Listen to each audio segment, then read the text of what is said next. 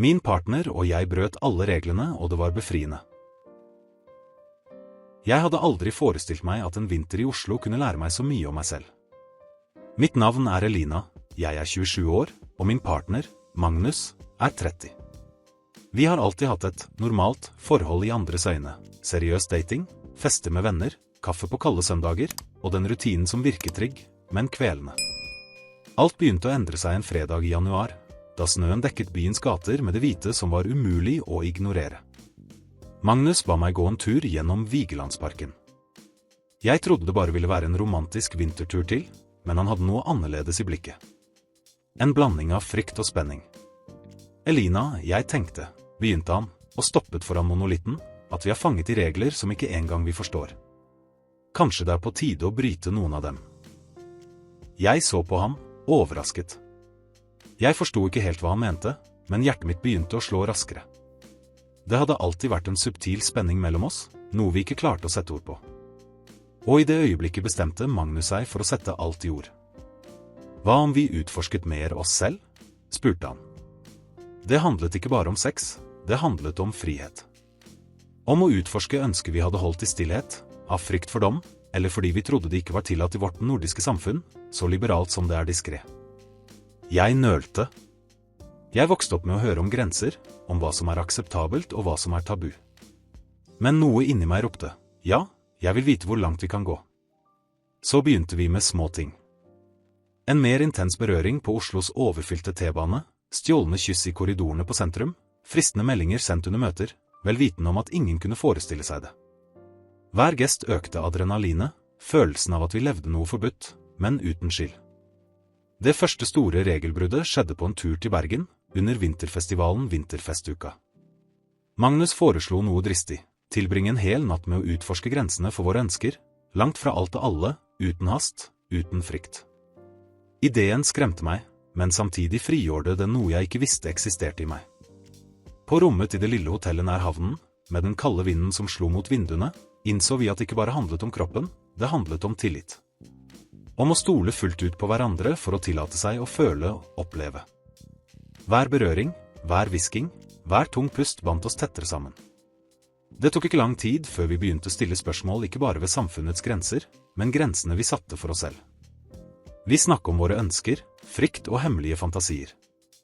Vi oppdaget at ekte intimitet ikke bare er fysisk, det er emosjonelt, det er å tillate seg å være sårbar og likevel føle seg trygg. Etter den natten i Bergen, forandret noe seg mellom Magnus og meg. Det handlet ikke bare om følelsen av å ha gjort noe forbudt, men om intimiteten som ble dypere for hver samtale og hver berøring. Vi dro tilbake til Oslo med en ny forståelse. Vi ønsket mer enn den forutsigbare hverdagen. I Oslo begynte vi å utforske de små rommene av frihet byen tilbød oss. En diskret kafé i Grünerløkka, hvor Magnus strøk hånden over låret mitt under bordet og fikk meg til å rykke, som jeg prøvde å skjule, en nattlig spasertur langs Aker Brygge, hånd i hånd, blikk full av begjær, ler av vår egen dristighet. Hver gest var en liten handling av opprør mot regler vi ikke visste eksisterte. Høydepunktet kom da vi ble invitert til en privat fest i Majorstuen, et elegant, men utenom det vanlige arrangement, med folk som verdsatte emosjonell og seksuell frihet. Energien på stedet var annerledes, høy latter, ærlige samtaler om ønsker, og en nesten håndgripelig aksept av hvem vi virkelig var. Der, for første gang, tillot vi oss å oppleve noe som alltid hadde vært tabu for oss, å utveksle blikk og diskret flørte med andre, mens vi fortsatt var sammen. Det var ikke utroskap, det var delt utforskning, konsensuell og bevisst. Følelsen av frihet var overveldende. Magnus holdt hånden min fast, og det ga meg mot til å tillate meg å føle alt, uten frykt for dom. Det som berørte meg mest, var å innse at å bryte regler ikke betyr å bryte kjærligheten. Tvert imot, det styrket forbindelsen vår. Vi snakket om hvert øyeblikk, hver følelse, og det brakte oss nærmere enn noen trygg rutine kunne ha gjort. En kald februarnatt, etter Oslo Winter Lights-festivalen, gikk vi langs havnen dekket av snø og stoppet for å se refleksjonen av lysene i fjorden. Magnus trakk meg nær og hvisket. Jeg trodde aldri frihet kunne være så intens. Og jeg var enig. Det handlet ikke bare om sex eller eventyr, det handlet om å oppdage hvem vi var når ingen så på, når ingen kunne dømme oss. For hver regel vi brøt, følte vi oss mer autentiske, mer levende, mer forbundet. Men ikke alt var lett. Noen ganger oppstod tvil. Er vi i overkant? Eller hva om noen finner ut? Den norske kulturen verdsetter diskresjon og respekt for andres grenser. Vi måtte balansere frihet med forsiktighet, alltid opprettholde tillit og respekt mellom oss. Og det var i denne balansen vi lærte den virkelige leksen. Å bryte regler handler ikke bare om å utfordre verden utenfor, men om å møte sine egne indre frykter. Den våren i Oslo føltes annerledes. Snøen smeltet, men vår lyst etter frihet og intensitet vokste bare. Magnus og jeg oppdaget at grenser var en tynn linje mellom det forbudte og det frigjørende. Vi fikk en invitasjon til en fest i Teien, kjent for å være et møte for mennesker som åpent utforsket seksualitet og emosjonell uttrykk. Vi kom forsiktig, men oppdaget snart at ingen der ville dømme oss. Atmosfæren vibrerte med latter, myk musikk og blikk som bar på uuttalte historier. Magnus holdt hånden min fast, og hvert steg fikk hjertet mitt til å slå raskere. Vi gikk inn i et rom opplyst av stearinlys, hvor samtaler om ønsker og erfaringer var normale. Det var da jeg for første gang følte den virkelige kraften av sårbarhet. Mens vi gikk oss vill i mengden, kom noe med en provoserende kommentar om seksuell frihet. Magnus og jeg så på hverandre, og uten ord forsto vi at vi var klare til å utforske mer, sammen, men bevisst. En subtil berøring, et stjålet kyss, små gester som tente spenningen i luften. Senere, sittende i et isolert hjørne, delte vi fantasier vi aldri hadde sagt høyt før. Følelsen av at hver hemmelighet kunne bli akseptert, at det ikke var noen dom, var overveldende. Det var i det øyeblikket jeg forsto. Ekte frihet er ikke gjøre alt man vil, men å gjøre det man ønsker med gjensidig tillit og samtykke. Høydepunktet den kvelden kom da Magnus trakk meg til dans, kroppene våre nær, hender flettet. Musikken virket i takt med vårt økende begjær. Hver gest, hvert pust, hver berøring var en feiring av hvem vi var sammen uten regler pålagt av verden, kun våre ønsker og gjensidig respekt. På vei hjem gjennom Oslos opplyste gater, følte jeg noe jeg aldri hadde følt før, intens fred, blandet med spenning. Det var noe frigjørende i å vite at vi kunne bryte reglene uten å ødelegge det vi hadde. Tvert imot, det styrket oss. Det var da vi forsto at det vanskeligste tabu å bryte ikke lå i det norske samfunnet, som er relativt liberalt, men i oss selv. Hver frykt, hver hemning vi hadde båret gjennom livet kunne konfronteres med ærlighet, begjær og mot. Og slik, mellom fester, samtaler og små eventyr, oppdaget Magnus og jeg at ekte kjærlighet ikke bare er kameratskap, men motet til å tillate seg å føle, utforske og leve uten usynlige lenker. I månedene som fulgte, begynte livet vårt i Oslo å forandre seg på uventede måter. Det handlet ikke bare om intense øyeblikk på fester eller hemmelige turer.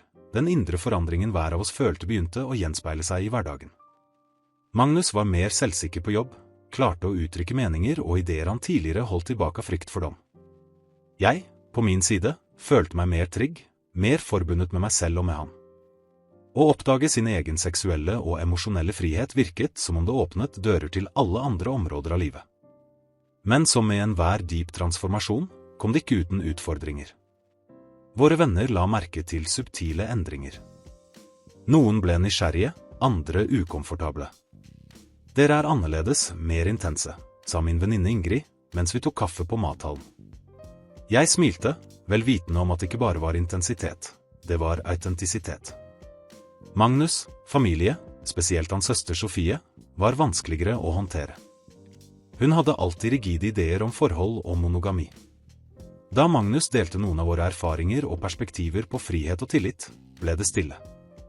En stillhet fylt med overraskelse, kanskje dom. Men med tiden innså de at forholdet vårt ikke hadde svekket seg, det hadde blitt sterkere.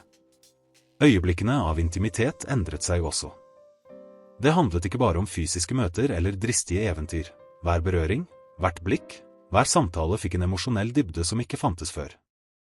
Gående gjennom Frognerparken, hånd i hånd under det gyllene vårsollyset, innså jeg at sensualiteten nå var i alle dagligdagse gester, fra hvordan Magnus av vitsene mine til hvordan han så på meg mens vi lagde middag sammen.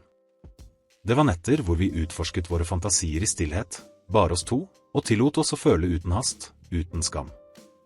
Og andre netter hvor vi diskret utforsket sosiale sammenkomster, alltid med gjensidig respekt, alltid med forsiktighet for å bevare vår forbindelse som prioritet. Det mest frigjørende av alt? Vi lærte å stole fullt ut på hverandre, selv når vi brøt regler som samfunnet, og til og med vi selv, anså som viktige. Jeg innså at ekte tabu ikke handlet om sex, frihet eller sosiale normer, det handlet om å ikke tillate seg å være helt ærlig med seg selv og de man elsker. Og selv med små spenninger og kritiske blikk, visste vi at vi var på rett vei. Hver utfordring ble en mulighet til å bekrefte vår intimitet, vår kjærlighet og vårt mot. Vi lærte at delt frihet ikke ødelegger kjærlighet, det forvandler den til noe dypere, mer autentisk og virkelig frigjørende. Med sommeren som kom til Oslo, reflekterte de lange solrike ettermiddagene nøyaktig hvordan vi følte oss inni, fri, vibrerende og forbundet på en måte vi aldri hadde opplevd. Snøen var borte, men følelsen av varme og intimitet vi hadde bygget sammen fortsatte å vokse. Høydepunktet av denne transformasjonen skjedde en ettermiddag på Oslofjorden. Vi leide en liten båt og seilte sakte over det rolige vannet. Magnus holdt hånden min, og jeg følte hvert slag av hans hjerte som om det var mitt. Uten hast, uten distraksjoner, bare oss to, snakkende om drømmer, frykt og ønsker. Det var som om hele vekten av ekstern dømming hadde forsvunnet. Husker du da vi var redd for å bryte regler? Spurte han, og så meg i øynene. Ja, svarte jeg, smilende. Og se hvor vi er. Sterkere, nærmere, mer oss selv. Den følelsen av fullstendig autentisitet reflekterte seg i hver gest. Den myke berøringen på hoften min, måten han så på meg når han smilte, kyssene som ikke trengte å være stjålne, fordi de nå kunne gis med full bevissthet og lyst. Sensualiteten hadde blitt naturlig, en del av vår rutine, integrert i vår emosjonelle intimitet. Vi innså at den virkelige regelen vi brøt ikke bare var sosial eller seksuell, det var regelen om å begrense oss selv, om å nekte våre ønsker og frykt på grunn av konvensjon eller usikkerhet. Ved å tillate oss å utforske, føle og være ærlige, skapte vi et trygt og spennende rom for vår kjærlighet å blomstre. På vei tilbake til Oslo i solnedgangen, spaserende langs Aker Brygge, følte jeg en fred jeg aldri hadde opplevd før. Hver dagligdags gest, fra alle sammen på kaféer til å gå side om side i byen, ble en påminnelse om friheten vi hadde oppnådd. Det handlet ikke om å gjøre ekstreme ting, men om å leve fullt ut, uten maske, uten frykt, uten skyld. Magnus omfavnet meg og hvisket. Jeg trodde aldri at å bryte regler kunne gi oss så mye frihet og samtidig så mye kjærlighet. Og jeg var enig, vel vitende om at dette var den største leksen av alle. Ekte kjærlighet styrkes når vi tillater oss å være autentiske, sårbare og frie, sammen, ved å møte tabuer og utfordringer, og forvandle hver opplevelse til forbindelse og nytelse. Mens solen gjemte seg bak Oslos horisont, følte jeg at vi hadde oppnådd noe sjeldent og verdifullt. Friheten til å være oss selv, uten lenker, og vissheten om at kjærlighet kan være intens, sensuell, emosjonell og fremfor alt frigjørende. Mens solen forsvant bak Oslos horisont, trakk Magnus meg nær og hvisket. Jeg trodde aldri at å bryte regler kunne gi oss så mye frihet og samtidig så mye kjærlighet. Og jeg smilte, vel vitende om at hvert skritt vi tok sammen hadde brakt oss hit, fri, forbundet og mer intense enn noen gang. Historien vår beviser at ekte kjærlighet ikke trenger grenser satt av verden. Den vokser når vi tillater oss å føle, utforske og leve med autentisitet. Hvis du følte deg knyttet til historien vår, abonner på kanalen og skriv i kommentarene din by eller land. Jeg vil vite hvor du ser denne videoen fra, og del hvordan du lever dine egne erfaringer med kjærlighet og frihet. Og ikke glem å klikke på kortene som dukker opp nå, vi har flere spennende historier, fulle av romantikk, utfordringer og oppdagelser, som venter på deg. Hvert klikk er en mulighet til å dykke inn i nye opplevelser og føle, sammen med oss, intensiteten av livet og kjærligheten uten regler. For til slutt, ekte frihet ligger i å tillate seg å føle alt og leve fullt ut.